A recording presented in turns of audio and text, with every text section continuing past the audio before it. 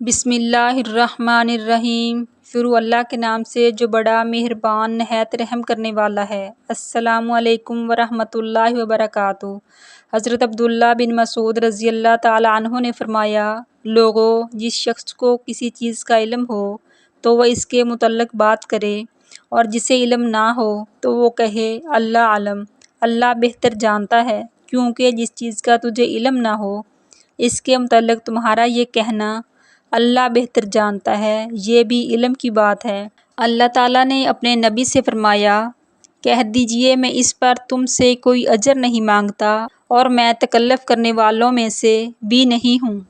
حضرت ابو ہریرہ رضی اللہ تعالیٰ عنہ فرماتے ہیں کہ رسول اللہ صلی اللہ علیہ وآلہ وسلم نے ارشاد فرمایا، لوگوں کی عورتوں کو پاک دامن رکھو، بدلے میں تمہاری عورتوں کو پاک دامن رکھا جائے گا۔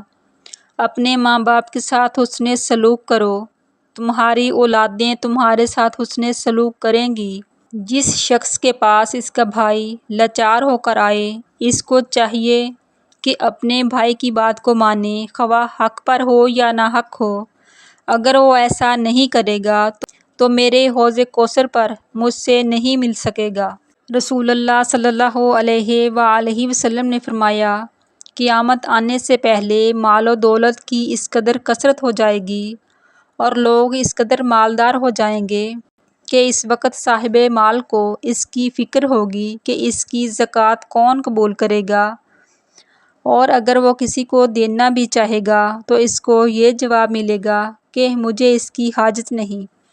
حضرت زید بن حدیر رحمۃ اللہ علیہ بیان کرتے ہیں کہ حضرت عمر رضی اللہ تعالیٰ عنہ نے مجھ سے پوچھا کہ تم جانتے ہو کون سی چیز اسلام کی عزت میں کمی کرتی ہے؟ میں نے کہا نہیں۔ انہوں نے فرمایا، علم کی لغزش، منافق کا قرآن کے ساتھ جدال کرنا اور گمراہ حکمرانوں کا فیصلے کرنا۔